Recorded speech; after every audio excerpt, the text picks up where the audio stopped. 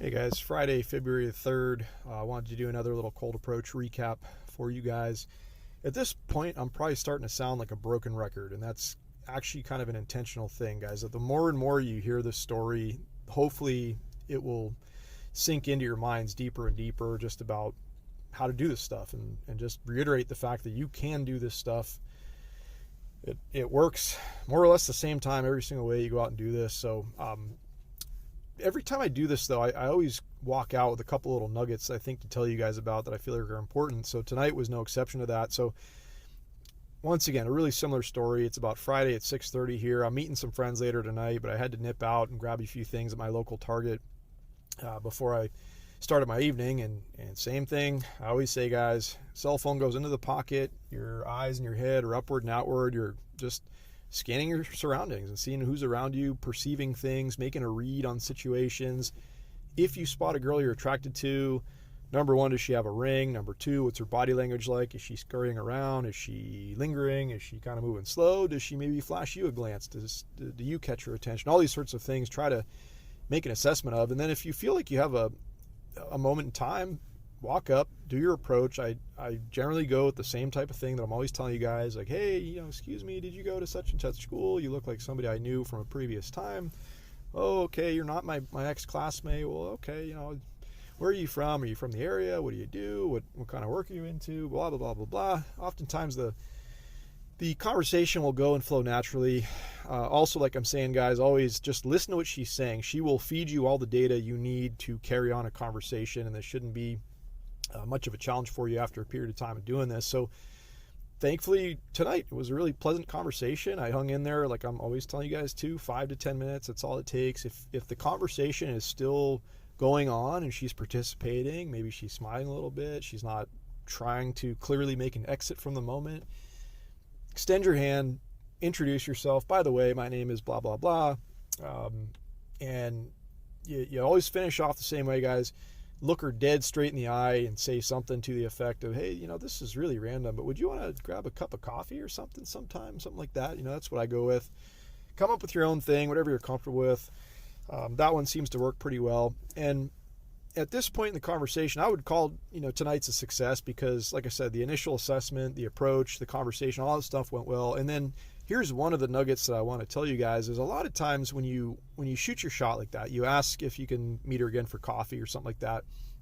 Sometimes you'll get a little bit of hesitation where you're, clearly for the most part, you're probably catching this woman off guard because this never happens to girls anymore in the normal everyday setting that we all live in.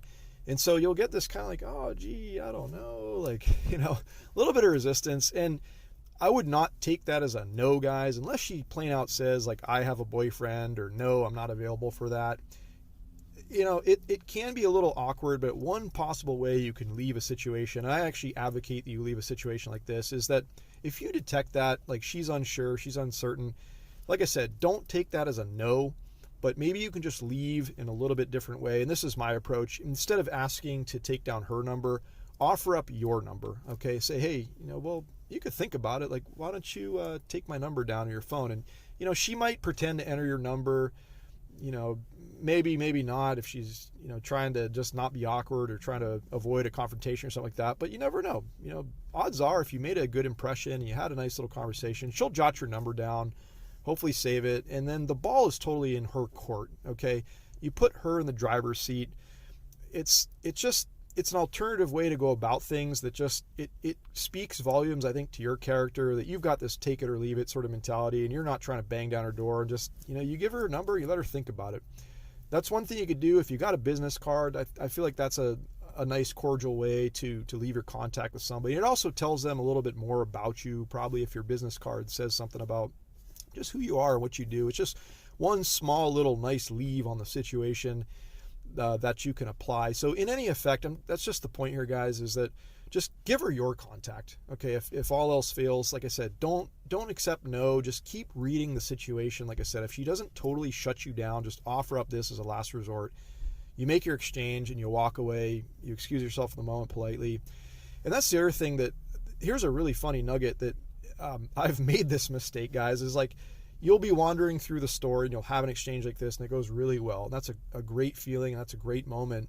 And once you get really good at this stuff, you know, you'll continue through the second half of the store that you didn't go through, and like in your mind you're like, oh, okay, well, who else is out here? And a lot of times you'll see another woman that catches your eye, and you're going to be tempted to make another approach. And you guys can do whatever you want. I'm not going to say like don't try to approach another woman in the same store, you know, within the same like 10 or 15 minutes. But one thing I can tell you is it would get really awkward if that same girl that you just had this nice quote unquote win of a moment with were to be like sauntering the aisles and she sees you talking to some other pretty girl. So it's like, in a funny way, in my head now, I almost kind of tell myself like, all right, Mike, like you better beeline it and just get out of here before you see some other girl that you want to talk to, because you're going to be tempted to go up and do the same thing. And it's always like neat when you're riding high off a quote unquote little success. Like you might have just had something like, you know, that happened to me there that I was just describing.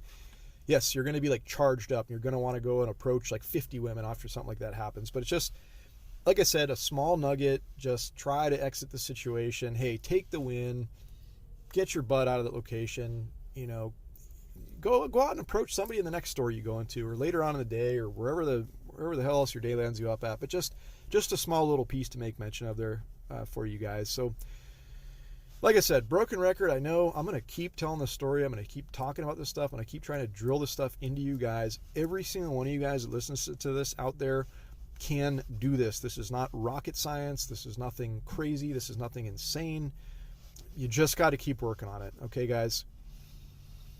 All right, guys. Hope you're having a wonderful day. Talk to you real soon.